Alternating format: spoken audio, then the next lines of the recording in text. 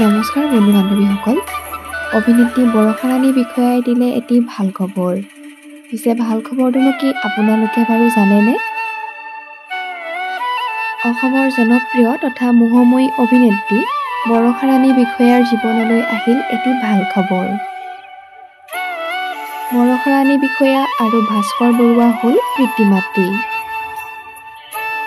মোহময়ী অভিনেত্ৰী বৰষা ৰাণী বিষয়াৰ জীৱনলৈ আহিল এটি সন্তান।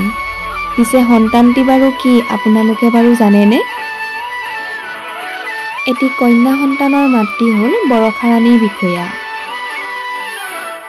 2024 চনৰ 23 ডিচেম্বৰৰ দিনা অভিনেত্ৰী বৰষা ৰাণী বিষয়াই জন্ম দিয়ে এটি কন্যা সন্তান।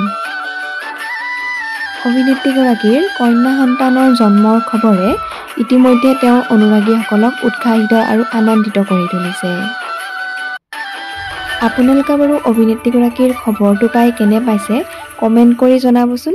লগতে যিসকলে অভিনেত্ৰী বৰষা ৰাণী বিষয়াৰ অভিনয় আৰু তেওঁৰ ভালপোৱা চাই ভাল পায় তেওঁলোকে প্লিজ এটা লাইক কৰি দিব।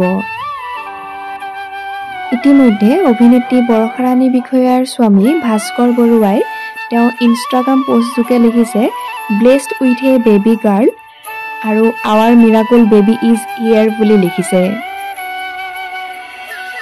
আমাৰ চেনেলৰ যোগেদিও অভিনেত্ৰী বৰষা ৰাণী বিষয়া আৰু তেওঁৰ স্বামী ভাস্কৰ বৰুৱালৈ থাকিল অলেখ শুভকামনা। ইতিমধ্যে কন্যা সন্তানৰ জন্মৰ খবৰ শুনি দুয়োৰে পৰিয়ালত আনন্দ উল্লাসৰ ঢৌ উঠিছে। বহু অনুৰাগীয়ে জনাইছে তেওঁলোকক শুভেচ্ছা।